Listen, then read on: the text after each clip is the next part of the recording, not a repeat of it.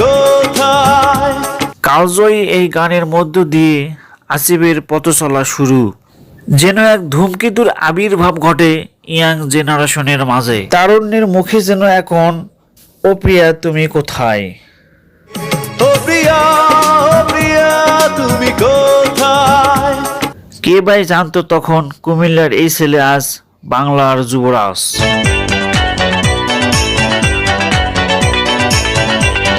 Asif 25 March 1972 সালে কুমিল্লায় জন্মগ্রহণ করেন।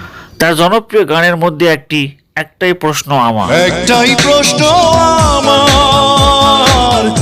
তিনি বাংলাদেশের জনপ্রিয় পপ ধারার একজন সঙ্গীত শিল্পী ও অভিনেতা। শ্রোতা এবং সাংবাদিকরা তাকে ভালোবেসে বাংলা গানের যুবক বলে আখ্যায়িত করেন। ও আমার সুস্মিতা, দিয়েছো যে কথা, সে কথা কেন রাখনি। 2001 সালে প্রকাশিত তার প্রথম একক সঙ্গীত অ্যালবাম ও প্রিয়া তুমি কোথায়, যা ব্যাপক জনপ্রিয়তা লাভ করে।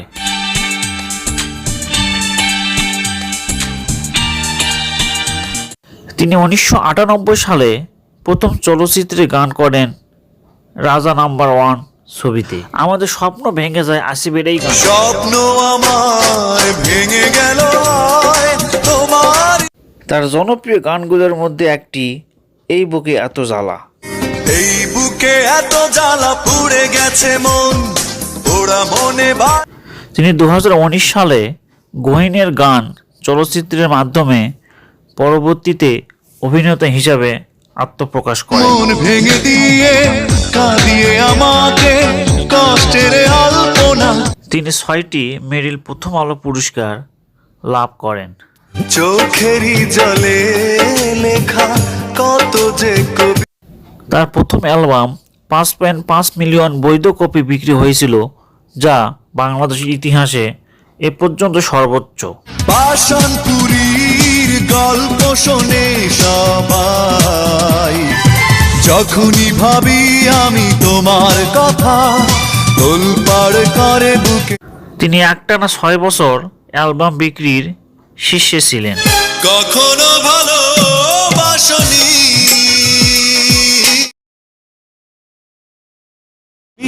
কেন এত অচেনা হলে। বাংলাদেশ তথা বিশ্বের এক জনপ্রিয় ব্র্যান্ড শিল্পের নাম আইয়ুব বাচ্চু।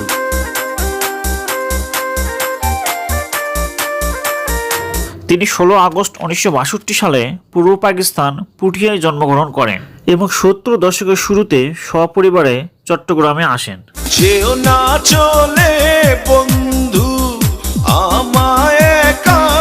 তিনি একাধারে বাংলাদেশি গায়ক, গীতিকার ও গিটার বাদক। তার জনপ্রিয় গানগুলোর মধ্যে একটি এক আকাশের তারা, এক আকাশে তারা তুই একা গুনিস নে, গুনতে দিস তুই কিছু। তিনি রক ব্যান্ড LRB এর গায়ক, গীতিকার ও গিটার বাদক হিসাবে পুরো বিশ্বে জনপ্রিয়তা লাভ করেছিলেন। তাকে বাংলাদেশ আজ কবিতা অন্য কারো দুহাত সে তার। তাকে বাংলাদেশের জনপ্রিয় সঙ্গীতের ধারায় একজন অন্যতম শ্রেষ্ঠ শিল্পী ও গিটার বাদক বলা হয়। তার জনপ্রিয়তার শীর্ষে এই গানটি। খানিক বাদে রং লাগিবে আসমানে রই।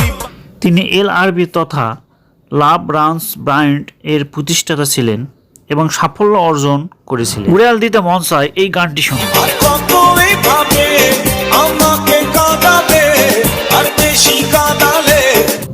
তাকে বাংলাদেশের সর্বশ্রেষ্ঠ পপ সংস্কৃতির আইকন হিসাবে বিবেচনা করা হয়ে থাকে। তোমার চোখে দেখলে বন্ধু আকাশের নীল ভালো। তিনি ছিলেন বাংলাদেশি পপ সঙ্গীতের অন্যতম পথিকৃৎ। তার মরিব গানটি শুনে যেন উচ্ছ্বাসিত সকলে। মরিব মরিব দাও গো বিদায়, সে যেন আসে না দেখতে।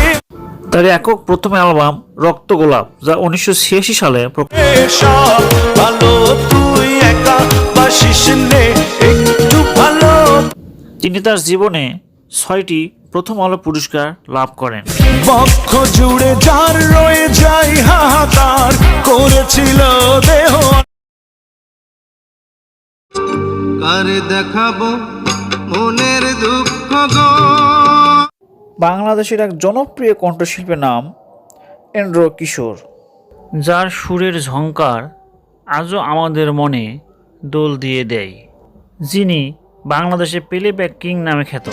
ডাক দিয়াছেন দয়াল আমারে, তার পুরো নাম এন্ড্র কিশোর কুমার বারোই, তবে তিনি এন্ড্র কিশোর নামে ব্যাপক পরিচিত। তিনি একজন বাংলাদেশি প্লেব্যাক গায়ক ছিলেন। আমি চিরকাল প্রেমের কাঙ্গাল। তিনি 4 নভেম্বর 1955 সালে বাংলাদেশের রাজশাহী জেলায় জন্মগ্রহণ করেন এবং 6 জুলাই 2020 সালে এ পৃথিবীর মায়া ছেড়ে চলে যান। আমার সারা দেহ হেয় গো মাটি। তিনি 100টিরও বেশি চলচ্চিত্রে কাজ করেছেন এবং 15,000-এরও বেশি গানে প্রধান প্লেব্যাক গায়ক ছিলেন এন্ড্র কিশোর। ডাক দিয়াছেন দয়াল আমারে, মেইল ট্রেন ছবির মাধ্যমে তার প্রথম চলচ্চিত্রে অভিষেক ঘটে, যে সময়টা ছিল 1977, যা তার জন্য এক সোনালী যুগ। ঘর বাঁধিব সখীর সনে।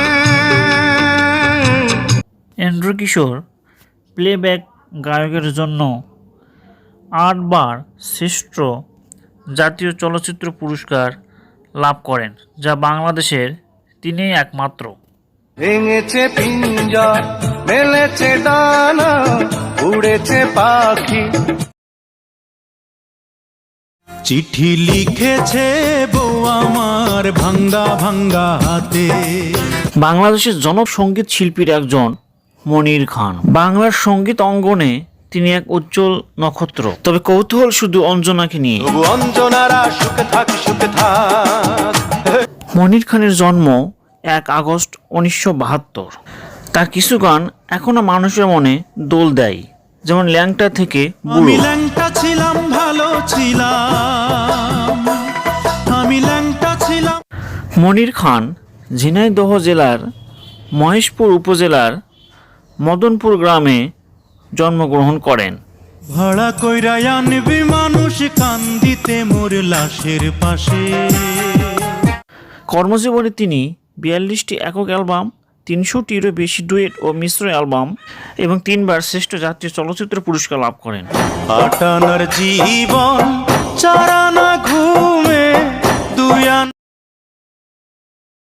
চিঠি কেন আসে না আর দেরি সহে না, ভুলেছো কি বাংলাদেশের এক খ্যাতিনামা কণ্ঠশিল্পীর নাম রুনা লায়লা।